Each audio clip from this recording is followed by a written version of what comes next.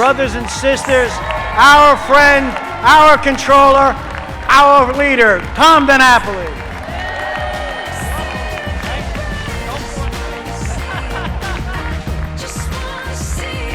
Wow! Hello, CSEA! Wow! Don't you all look fabulous from here? You look great. Thank you so much. What a wonderful greeting, a great introduction from one of the greatest labor leaders we've ever had in our state, the great Danny Donahue. Give him a round of applause for everything that he does for each and every one of you, each and every day. You have an incredible leadership team. I'm so delighted to be here with all of the region presidents, with the executive officers, Mary Sullivan, Denise Berkeley, Joe McMullen. Give all of your leaders a round of applause for the work that they do on your behalf. You really touch me with that welcome. It's a time of year where we're hitting the home stretch towards Election Day, so you're never sure how you're doing. So when you walk into a room of friends and it's not just a cordial, polite greeting, it is in fact a warm and enthusiastic one. It makes me feel that perhaps we're still on the right track in the Comptroller's office. So thank you for making me feel very, very good about that.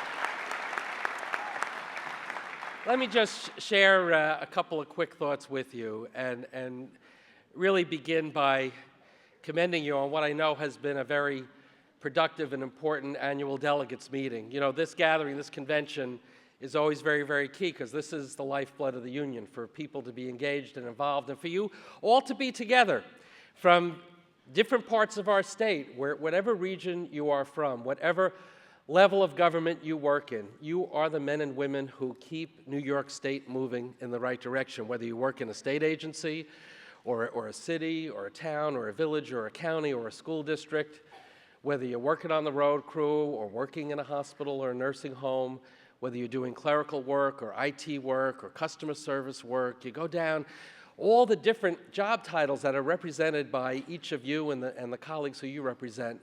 It is an incredible, incredible coming together of the men and the women who really make the difference in our state. And we've been through tough years. I think we all acknowledge that.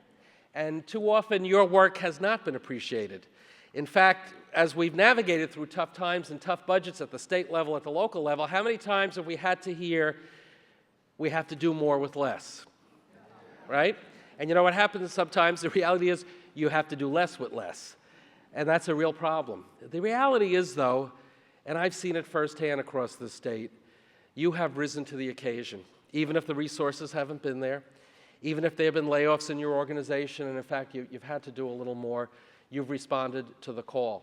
I see it each and every day. I see it in my agency. I love being state controller for many reasons, but one of the prime reasons is that I work with a great team of professionals. And the reality is, your CSEA colleagues who are in the controller's office in our Albany region and certainly in our regional offices across the state, you are such an important part of the success of our office. You know, I appreciate the credit that I get every now and then, but the reality is I'm just one person in the organization. And if it wasn't for the partnership that we have with your CSEA colleagues, we could not get our work done. And I was so proud to be greeted by Michelle Bruno and Kate Scheuer. Give your OSC colleagues a round of applause because they are the ones that help me do a great job as controller each and every day. And I see it locally where I live on Long Island, where I continue to live. And my good friend Nick Lamort, your regional president, and I was pleased to be greeted by Jerry Larasciuta, my friends from Local 830 who took good care of my mom years ago. I see it every day, and I have great pride in the fact that you have continued confidence in the work that I'm doing, because I do try hard each and every day to have people recognize that public service is an honorable calling, and you are public servants. And the reason we have a great state is that we have great and dedicated men and women like you that are doing the difficult work each and every day. You know, we have a lot of responsibility in the Comptroller's office, so we certainly have been working very hard to make government more efficient, to make sure that there's not waste, to root out corruption. I know you had a visit earlier today from my great friend and partner in state government, and I know you're supporting him enthusiastically, Eric Schneiderman. Isn't he a great Attorney General? He is. And you know, we have been working very hard, even if it means an elected official that's doing wrong, we're holding them accountable. Because I think we do need to do that as a way to show the great and responsible work that you are doing. And that's a way for us, at the end of the day, to remind people, sure, if there's something wrong, we're going to straighten it out. But don't, for any moment, paint with a broad brush the work that our public servants are doing, because the overwhelming majority, and certainly when I look at the rank and file of CSEA, you are the men and women who are doing it right each and every day, playing by the rules and getting the job done for the people of the state of New York, and I'm very proud to say that wherever I go. Now, these are very, very tough times, and I know AFSCME President Lee Saunders was here, and he gave you, I'm sure, the perspective of what's happening in other states. Even states that were viewed as very pro-union, that had strong public employee unions, some of the states that where really the organizing of public employees began in the Midwest. Look what's happening, right, Danny? We've talked about it so many times. So the message is that you can't take for granted the rights that you have here in New York State, even though New York is a strong union state and a progressive state, because we see how easily the political winds can change. And that's where it really gets back to the work that you're doing, the unity that you have in the regions, at the local level, certainly your support for the statewide organization. You are only as strong as you are united. And you see it with some of your brother and sister unions, where they have troubles or when they are not staying united, when they do not speak in one voice. You have your internal differences, every family does, right? But work it out and then stick together, because you can't take for granted in this environment what's stacked up against you. You know, before you know it, we're going to get through this election, people are going to start talking about that Constitutional Convention vote coming up soon, right? You need to have that on your radar right now, because what's the big mantra that those that would like a convention, they want to go after the protection for pensions. And you need to be vigilant on that. That needs to be a key priority. Because, you know, our challenge is a very obvious one. Whenever you pick up the papers, all that they want to report on are the pension systems, the public pension plans that are in bad shape. How come they don't do more stories about how good your pension system is? How come they don't do more stories about that? As you know, we've never been higher at over $180 billion. It's an historic high for the fund. 13% return last year. But here's the most important number. The most important number is how well are we funded? And you try to get to and stay as close to 100% as you can. And you've heard me say this before. Before the meltdown, we were in a strong position, over 100. We got hit, as everybody got hit when Wall Street made some bad choices. All investors got hit, including our fund. Well, you know what? Our funded status is going up again. We are now over 92% funded, one of the best funded ratios of any public pension plan in the country. So that means when you read about what's happening in Illinois or you read about what's happening in Jersey, and people say to you, your friends and your neighbors, they say, whoa, you're part of that pension system, but it's so poorly funded. No, you're in New York State. You're part of the New York Common Retirement Fund. You're part of the New York State and local retirement system. We are well funded. We don't have those issues. And that means your pension is safe and secure if you're a retiree. And those of you who hope to be a retiree one day, you could be sure that your retirement is safe and secure as well. And that's why we're very proud of the fact, because our retirees have security, I'm very proud that 80% of our retirees don't go down to Florida. We love our friends that move to Florida. We like a place to visit now and then. But I like the fact that 80% stay here. So that means 80% of that over $9 billion we paid out in retirement benefits last year, 80% of that over $9 billion stays right here in New York State, spending money locally, paying taxes, promoting businesses.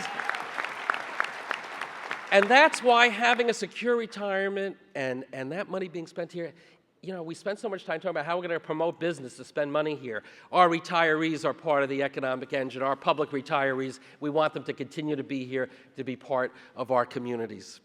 You know, I take a great deal of pride in our stewardship of the pension fund, not only in the results, but, you know, I got here because there were problems in the office. and we put a high priority on doing it right. You know, when you're raised by a mama who was a civil servant, you learn the rules early on. You got to do things right. You got to do things right. So doing it right is just as important. But in spite of our success in terms of transparency and accountability and getting those great numbers, you know, even in this race for controller. And by the way, Danny, you know I do have an opponent, right? Mary, don't tell him his name. I don't know it. And I'm not going to tell you his name. It's not my job to tell you my opponent's name. But I'm getting a little worried because too many people are saying, Tom, you got no race. Everything's fine. Well, you know what? I don't think you need to know his name, but you need to know this. He keeps saying when he goes around, and it's in the papers, I'm not telling something that hasn't been reported. He attacks me on a number of items. You know what he attacks me on?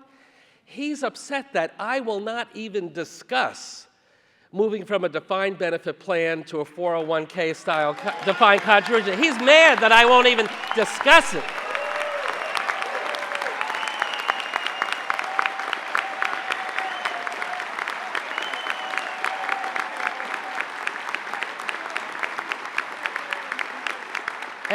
And I was asked about that. I was asked about that the other day, and says, "Well, you won't even talk about it." So, I talk about it all the time.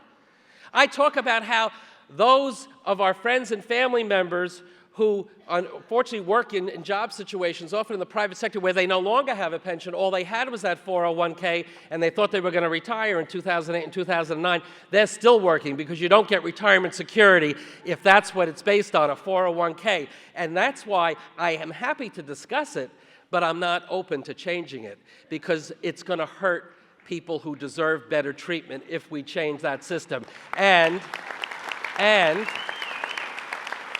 I'm a little old-fashioned when it comes to politics. I've been doing it for a while.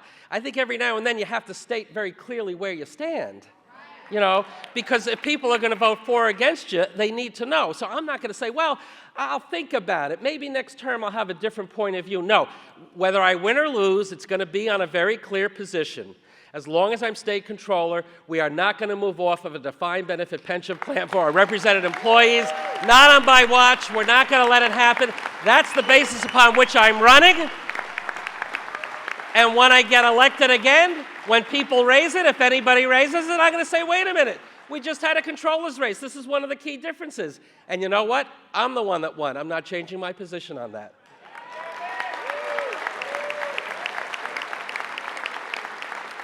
But it really gets back to you, and I'll wrap up on this. I know you've had a lot of deliberations, and Fran Turner told me I can't talk too long. And, you know, Danny I listen to sometimes. Fran I listen to all the time. All the time. Mama didn't raise no dummy. It really does get back to you. This is an important election year, especially for you as state and local workers and as CSEA members.